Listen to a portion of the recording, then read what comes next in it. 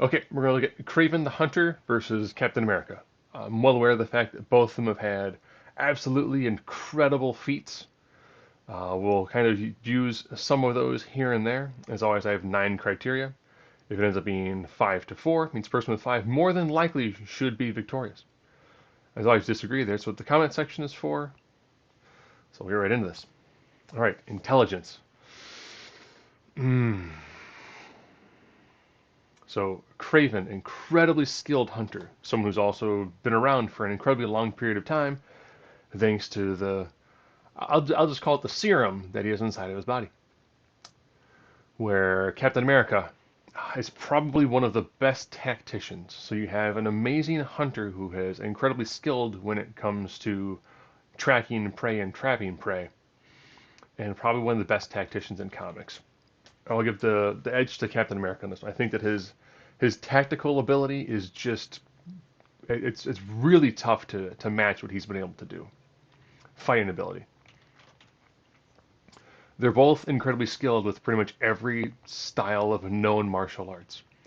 I'm going to give the edge to Kraven the Hunter because if nothing else, Captain America will be slightly more honorable when it comes to this sort of fight, where he might know exactly what sort of pressure points to use.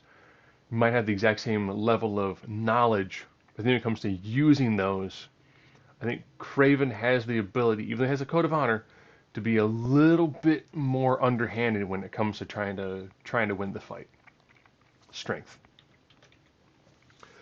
This is one of those things where I don't like how both of them are ranked as 2-ton individuals when they both had feats of strength that have far exceeded the ability to lift to 2 tons. Um, we've seen Kraven do a lot of fantastic things. Now we have also seen Captain America probably do more in the way of here's some amazing feats of strength. So slight edge there. Again, with almost all of these, when it comes to fighting ability or strength, you pretty much go either way. Speed. If you put these two in a foot race, they're probably both fairly equal. However, Kraven the Hunter does a very good job when it comes to actually physically tagging Spider-Man, which is an incredible feat. Now, some people have said that that's a combination of his abilities as well as his fighting skill to be able to land a punch on someone like Spider-Man, but also the ability to semi-evade and give Spider-Man a rough time, knowing the speed that he has, will definitely give Kraven the edge. Invulnerability. Yes, well aware of the fact that Captain America is an armor and does have a shield. But we have seen Kraven take some incredibly large, heavy shots from Spider-Man. You might also be using Spider-Man a lot as kind of like the litmus test. Spider-Man has shown in comics he has the ability to drop someone like Wolverine with a nice, solid, well-placed punch. And he's been able to do similar things with Kraven. In one of the older comics, Spider mentioned that he hit Kraven with a punch that was enough to kind of hurt the Hulk, and it was enough to drop Kraven. So if he's able to take a shot like that consistently, key phrase there is consistently. I know people are going to talk about, well, what about in the Infinity Gauntlet where Captain America took a shot from Thanos that destroyed the shield? Yes, you can say the shield definitely does help him when it comes to having levels of invulnerability. That's why we've seen him take things like a hammer shot from Thor or blasts from Iron Man. But those are normally a combination of him using the shield and the strength of his body, where we've seen Kraven take straight on punches from someone like Spider-Man and still be standing. Durability. Again, that's what goes either way. I'm going to give, so I look at durability as how fast can you recover? Are you going to get tired in a sort of fight? And I'm going to give this more or less to Captain America because I don't picture either of these two guys having any quit in them. But I think Captain America has a slight edge when it comes to he is not going to give up. There's a reason why in the MCU, there is that sign, the line where Captain America says, "I can do this all day."